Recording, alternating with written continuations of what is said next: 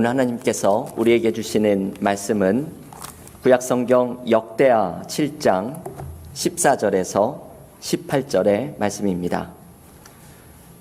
구약성경 역대하 7장 14절에서 18절의 말씀, 구약성경 665쪽에 있습니다. 역대하 7장 14절에서 18절의 말씀을 봉독하겠습니다. 내 이름으로 일컫는 내 백성이 그들의 악한 길에서 떠나 스스로 낮추고 기도하여 내 얼굴을 찾으면 내가 하늘에서 듣고 그들의 죄를 사하고 그들의 땅을 고칠지라. 이제 이곳에서 하는 기도에 내가 눈을 들고 귀를 기울이리니 이는 내가 이미 이 성전을 택하고 거룩하게 하여 내 이름을 여기에 영원히 있게 하였음이라. 내 눈과 내 마음이 항상 여기에 있으리라. 내가 만일 내 앞에서 행하기를 내 아버지 다윗이 행한 것과 같이 하여 내가 내게 명령한 모든 것을 행하여 내 율례와 법규를 지키면 내가 내 나라 왕위를 견고하게 하되 전에 내가 내 아버지 다윗과 언약하기를 이스라엘을 다스릴 자가 내게서 끊어지지 아니하리라 한 대로 하리라. 아멘. 하나님의 말씀입니다. 올해 2022년 우리 교회의 표어는 요한복음 15장 11절의 말씀을 붙들고 기쁨을 충만하게 하리라 입니다. 매년 하나님께서 주시는 이 말씀의 표어가 좋지만 저는 올해 새해에 우리에게 주신 표어가 유독 마음에 다가오는 말씀입니다.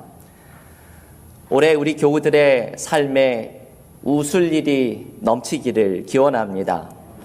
우리 성도들의 가정 가운데, 우리 은혜와 사랑교회 가운데 주님이 주시는 기쁨이 넘치기를 기원합니다. 우리가 새해에 기쁨이 넘치는 은혜를 경험하기 위해서는 주님 안에 거해야 합니다. 올해 주신 요한복음 15장 11절의 말씀, 내가 이것을 너희에게 이름은 내 기쁨이 너희 안에 있어 너희 기쁨을 충만하게 하려 함이라. 이 요한복음 15장 11절의 말씀처럼 우리가 주님 안에 있을 때에 주님이 주시는 기쁨으로 충만하게 됩니다. 올해의 표어를 생각하면서 2022년 새해의 첫 번째 연속설교의 주제를 기쁨을 회복하라 라는 주제를 정하였습니다. 오늘까지 앞으로 5번에 걸쳐서 새해에 주님 안에서 기쁨을 경험하는 방법을 함께 묵상하려고 합니다. 오늘 처음 나누고자 하는 말씀은 예배의 기쁨입니다. 우리가 기쁨을 회복하기 위해서 먼저 기억해야 할 것은 예배의 기쁨을 회복해야 한다는 사실입니다. 이 예배의 기쁨을 묵상할 수 있는 본문이 어디에 있을까 기도를 하는 가운데 오늘 우리가 봉독한 솔로몬의 성전 봉헌식이 생각이 났습니다.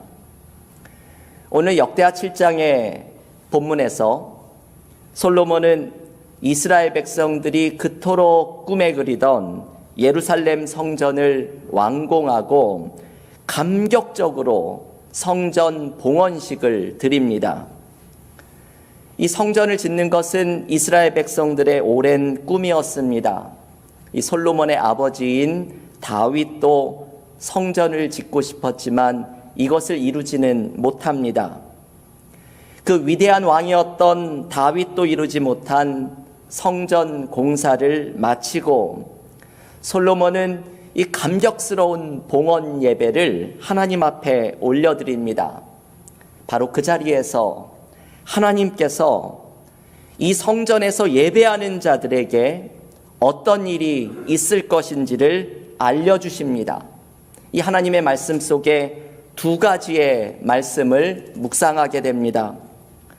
첫 번째, 하나님은 이 성전에서 회개하는 자들에게 회복이 있을 것을 약속하십니다.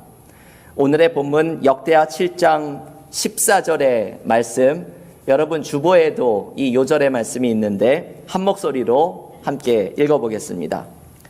내 이름으로 일컫는 내 백성이 그들의 악한 길에서 떠나 스스로 낮추고 기도하여 내 얼굴을 찾으면 내가 하늘에서 듣고 그들의 죄를 사하고 그들의 땅을 고칠지라. 아멘. 여러분, 이 말씀은 역대상 역대하, 역대기라고 부르죠. 이 역대기의 암송 구절이 되는 중요한 말씀입니다. 이 역대하 7장 14절에는 하나님께서 이 땅을 고쳐주시기 위해서 세 가지를 간구해야 한다는 것을 알려줍니다. 악한 길에서 떠나고 스스로 낮추어 기도하고 하나님의 얼굴을 찾는 것입니다. 이 세 가지의 핵심은 회개라고 한마디로 말할 수 있습니다. 회개하는 마음으로 악한 길에서 떠나 스스로 낮추어 겸손하게 기도하고 하나님의 얼굴을 찾으면 하나님께서 이 땅과 우리의 삶을 치유하여 주시겠다고 말씀을 합니다. 역대기가 가르쳐주는 회복의 방법은 우리의 삶에 기쁨이 다시 찾아오는 방법은 회개로 나아가며 겸손히 하나님의 얼굴을 구하는 것입니다. 역대기에는 이 회개의 중요성을 가르쳐주는 본문들이 여러 곳 등장합니다. 그 가운데 저를 가장 놀라게 만드는 것은 열왕기 상하와는 다르게 소개되고 있는 므낫세 왕의 이야기입니다. 여러분, 이 므낫세라는 왕은 남유다의 왕 가운데 가장 악한 왕으로 알려진 인물입니다. 무려 55년 동안 왕으로 있으면서 이방신들을 섬기며 남유다를 최악의 상황으로 이끌어간 부패하도록 만든 최악의 왕입니다.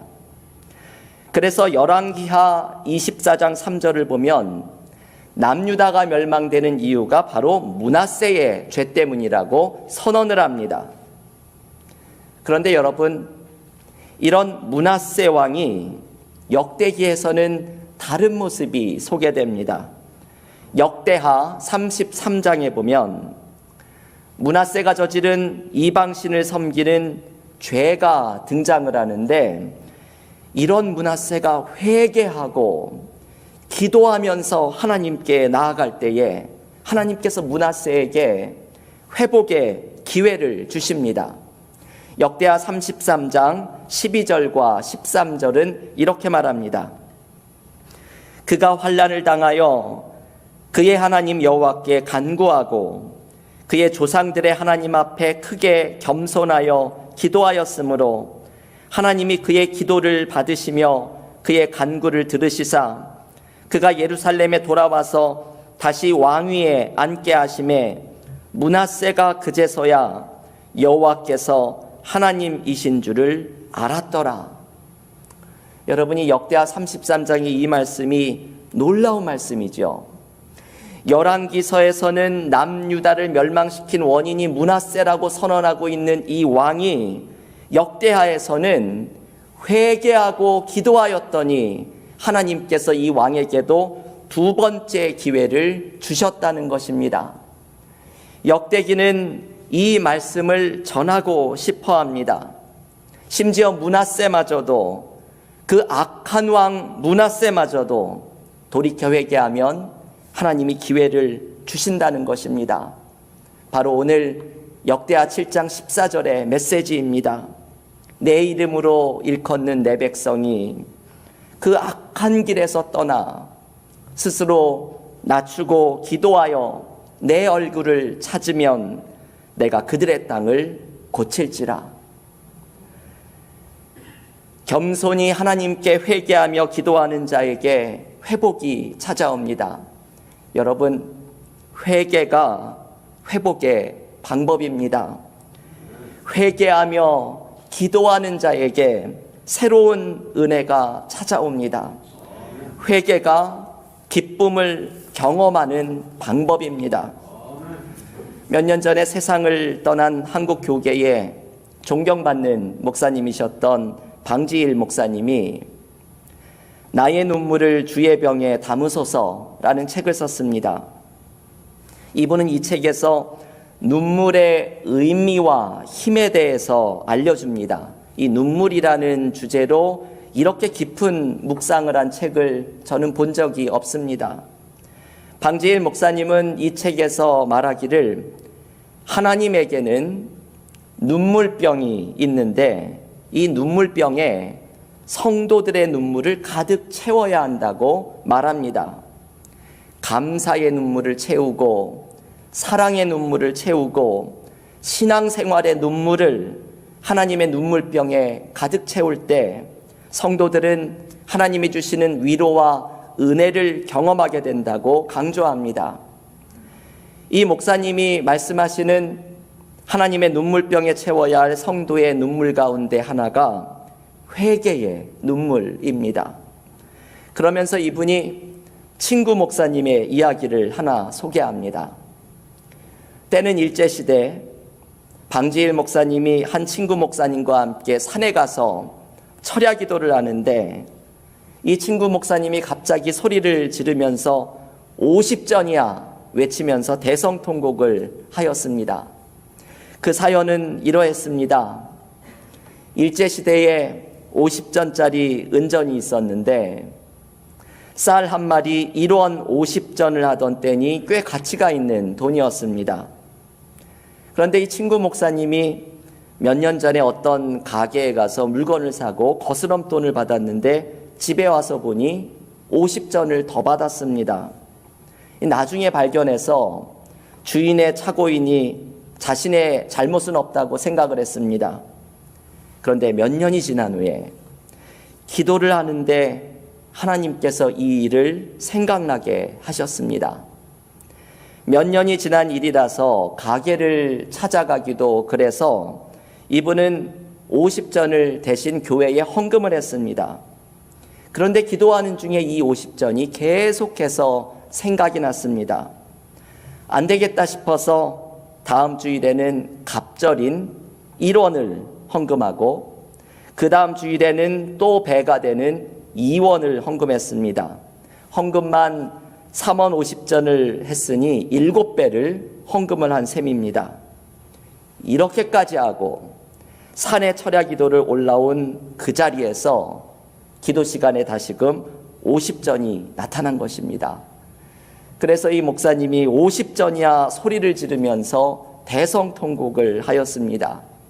방지일 목사님과 그 친구 목사님은 날이 새도록 함께 울면서 기도했습니다. 그리고는 날이 밝자 그 가게에 찾아가서 그 주인에게 몇 년 전에 있었던 일을 눈물을 흘리며 사연을 말하고 50전을 돌려드렸습니다. 이분이 순교하신 김철훈 목사님이라고 책은 소개합니다. 여러분, 우리도 이런 경험을 할 때가 있습니다. 하나님께서 무언가 묶인 것을 풀게 하실 때가 있습니다. 그 묶인 것이 우리로 하나님께 나아가지 못하게 하고 그 죄의 문제가 하나님이 열어주시는 새로운 은혜를 경험하지 못하게 합니다. 하나님이 우리에게 은혜를 주실 때 그 낡은 것, 묶여있는 것, 죄의 문제를 먼저 해결하게 하십니다. 지난주에 신년 특세를 하면서 하나님께서 이 회개에 대한 메시지를 여러 번을 주셨습니다. 어제 토요일 엘리사가 스승 엘리야의 뒤를 이어서 예언자의 사명을 감당하기 위해서는 자신의 낡은 겉옷을 벗어버려야 함을 묵상하였습니다. 이 낡은 옷을 벗어버리기 전에는 성령의 역사가 갑절이나 임하는 은혜가 나타나지 않습니다. 이 낡은 겉옷을 벗어버리는 것이 바로 회개입니다. 우리의 낡은 옷을 벗어버리고 묶여 있는 것을 풀어내고 죄의 문제를 해결하는 것이 오늘 역대하 7장 14절의 말씀처럼 악한 길에서 떠나 스스로 낮추고 기도하는 것입니다. 새해의 기쁨을 회복하는 방법은 회개로 새로운 은혜를 열어가는 것입니다. 우리의 교만함과 어리석음을 하나님 앞에 회개하고 겸손히 하나님의 얼굴을 구하면서 새 하나님께서 우리에게 새로운 은혜를 주시는 기쁨을 회복하는 믿음의 삶이 되기를 간절히 기원합니다. 두 번째, 오늘 본문은 예배의 회복이 우리의 삶이 회복되는 방법임을 알려줍니다. 이 예배의 회복은 역대상 역대하, 이 역대기 전체의 가장 중요한 메시지입니다. 오늘 본문 16절에서 하나님은 솔로몬에게 예루살렘 성전에 하나님의 이름과 눈과 마음을 두시겠다고 말씀합니다. 그런데 이러한 하나님의 이름이 영원히 함께하겠다는 성전도 무너질 수 있다는 것을 경고하십니다. 이 성전 봉헌식 예배가 올려지고 있는 이 자리에서 하나님께서 생각하지도 못한 경고의 말씀을 주시는 것입니다. 역대하 7장 22절은 이렇게 말합니다. 대답하기를 그들이 자기 조상들을 애굽 땅에서 인도하여 내신 자기 하나님 여호와를 버리고 다른 신들에게 붙잡혀서 그것들을 경배하여 섬김으로 여호와께서 이 모든 재앙을 그들에게 내리셨다리라 하셨더라. 여러분, 이 22절 말씀은 성전이 무너지게 되는 원인을 설명해 주는 말씀입니다. 이게 무슨 뜻입니까?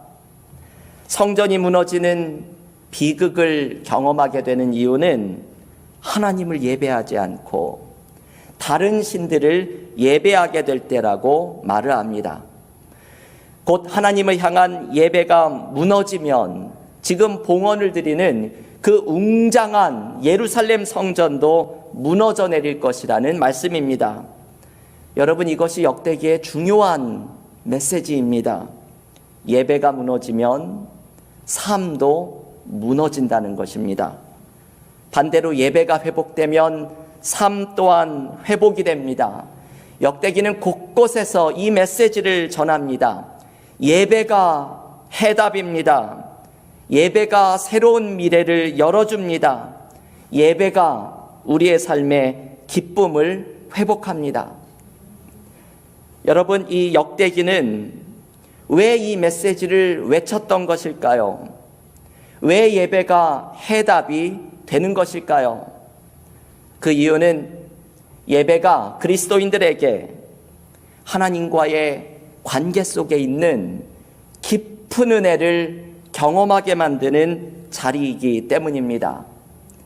오늘의 본문에서 예배에서 경험하게 되는 은혜를 16절이 소개해 줍니다. 역대하 7장 16절의 말씀은 이렇게 말합니다. 이는 내가 이미 이 성전을 택하고 거룩하게 하여 내 이름을 여기에 영원히 있게 하였습니다. 내 눈과 내 마음이 항상 여기에 있으리라. 아멘. 여러분, 이 역대하 7장 16절의 말씀 또한 대단히 중요한 말씀이죠. 오늘 본문의 14절과 16절 이 중요한 말씀이 두 구절이 등장합니다. 역대하 7장 16절은 구약 성경에 나오는 성전에 관한 신학, 소위 성전 신학을 보여주는 중요한 말씀입니다.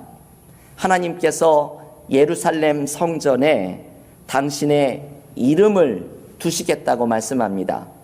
이름은 단순히 내가 불려지는 어떤 것이 아니라 나의 존재와 같은 것이죠.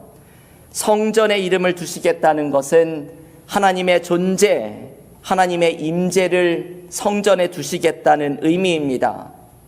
그리고 하나님의 눈과 마음이 성전에 항상 있을 것이라고 말씀합니다. 하나님의 눈이 함께 한다는 것은 하나님 앞에 나와 기도하는 우리를 보시겠다는 것입니다. 마음을 두시겠다는 것은 성전에 나와 예배하는 우리의 마음을 하나님께서 함께 느끼시겠다는 것입니다. 이것이 솔로몬의 성전 봉헌식에 주신 하나님의 약속입니다. 그 성전에, 예배당에 하나님의 임재가 함께 하시고 우리를 바라보시는 하나님의 눈이 함께하고 우리의 마음을 느끼는 하나님의 마음이 가득할 것이라는 말씀입니다.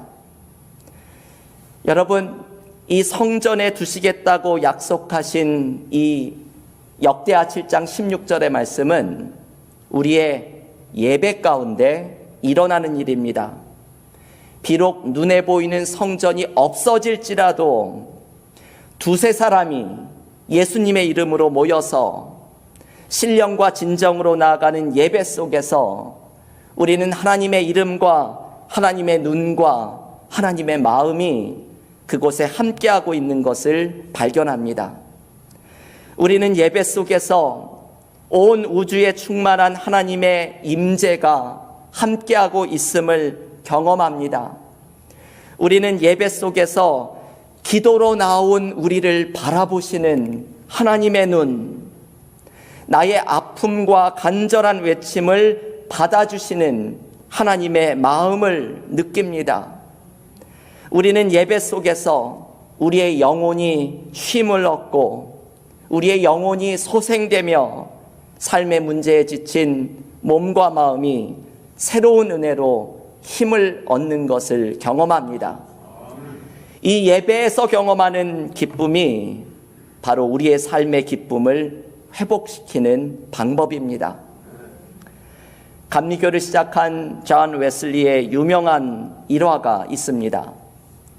웨슬리가 1735년 10월 14일 당시 신대륙이었던 미국 조지아의 원주민들에게 복음을 전하기 위해 영국을 떠났습니다. 그런데 3개월의 기나긴 항해 끝에 이듬해인 1월 23일 바다에서 배가 큰 폭풍을 맞이하였습니다. 사람들은 배 안에서 비명을 지르며 두려워하였는데 그 혼란한 상황 속에서도 평안해 보이는 승객들이 있었습니다. 이들은 겁에 질려 있는 다른 승객들을 돌보아주기까지 하였습니다. 이들은 모라비안 교도들이라고 불리는 그리스도인들이었습니다. 1월 25일 세 번째 폭풍이 닥쳐서 배 안에 있는 사람들이 더욱더 큰 공포에 사로잡혔을 때 웨슬리는 저녁 7시에 모라비안 교도들의 집회에 참석을 합니다.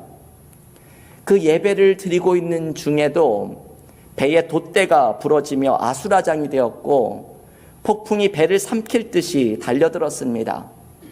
그런데 그 속에서도 모라비안 교도들은 고요히 찬송을 불렀습니다. 나중에 웨슬리가 그들 중에 한 사람에게 물었습니다. 당신은 두렵지 않습니까? 그러자 그 모라비안 교도가 이렇게 대답을 합니다. 아니요, 하나님께 감사할 따름입니다. 우리는 죽음을 두려워하지 않습니다. 존 웨슬리는 이날 큰 충격을 받습니다. 그리고 그 이후에 많은 시련이 일어날 때마다 이날의 사건을 떠올리면서 모라비안 교도들이 보여준 평안한 모습을 떠올리며 두려움을 이겨나가기 시작했습니다. 여러분, 이 이야기에 나오는 이 모라비안 교도들의 모습이 너무나 은혜롭습니다. 폭풍으로 배가 뒤집히는 상황에서 고요히 찬송을 부르고 있는 그리스도인들의 모습입니다. 이것은 우리가 예배 가운데 경험하는 은혜를 상징적으로 보여주는 것입니다.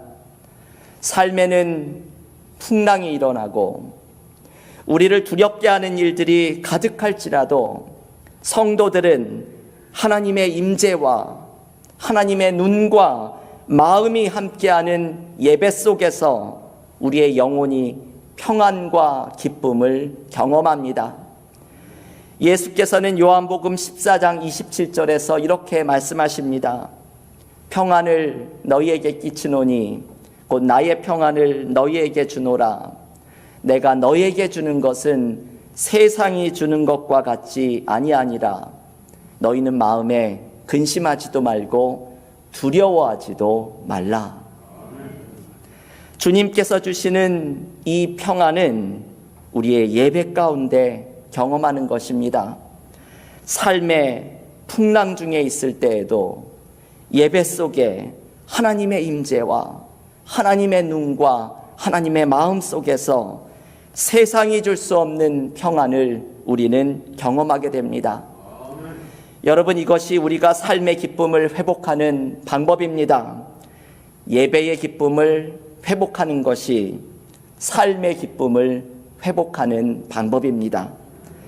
예배에서 하나님의 임재 앞에 앉아 있었던 그 평안이 우리의 문제를 감당하도록 만드는 삶의 힘이 되어줍니다.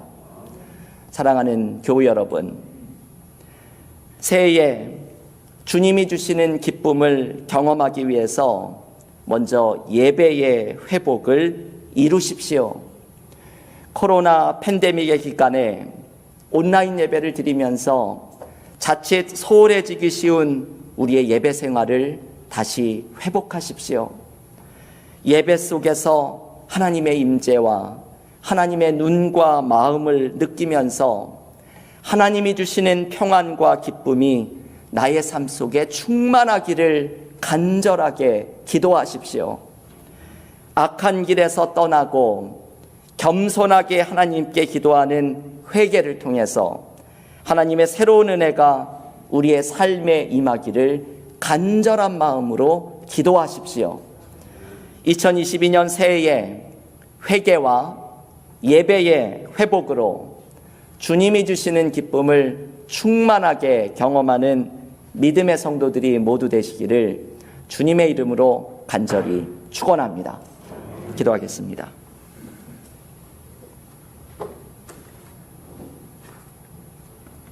하나님, 감사합니다. 2022년 새해를 시작하면서 우리 은혜와 사랑 교회에 주신 표어의 말씀을 붙듭니다. 기쁨을 충만하게 하리라. 2022년 새해에 우리의 가정과 일터에 주님이 주시는 기쁨이 충만할 것을 믿습니다. 우리 은혜와 사랑 교회 가운데 주님께서 허락하신 기쁨이 충만하게 될 줄을 믿습니다. 기쁨이 충만한 새해가 되기 위해서 오늘 하나님께서 우리에게 주신 말씀을 붙듭니다.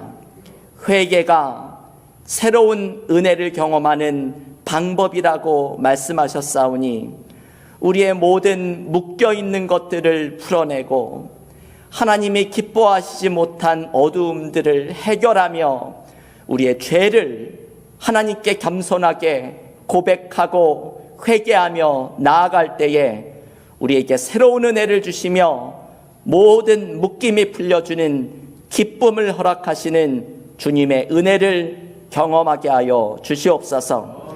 역대기가 외치는 예배의 회복이 삶의 회복이라는 말씀을 붙듭니다. 우리의 예배 가운데 하나님의 임재가 함께 하시며 하나님의 눈이 함께 하시고 하나님의 마음이 함께 하시는 예배 속에서 하나님의 임재 가운데 경험한 평안함과 기쁨이 삶을 회복하며 삶의 문제를 감당하는 새로운 은혜가 되게 하여 주시옵소서. 예배의 회복을 통하여서 하나님께서 주시는 기쁨이 가득 넘치는 2022년 새해가 되게 하여 주시옵소서. 예수님의 이름으로 기도하옵나이다. 아멘.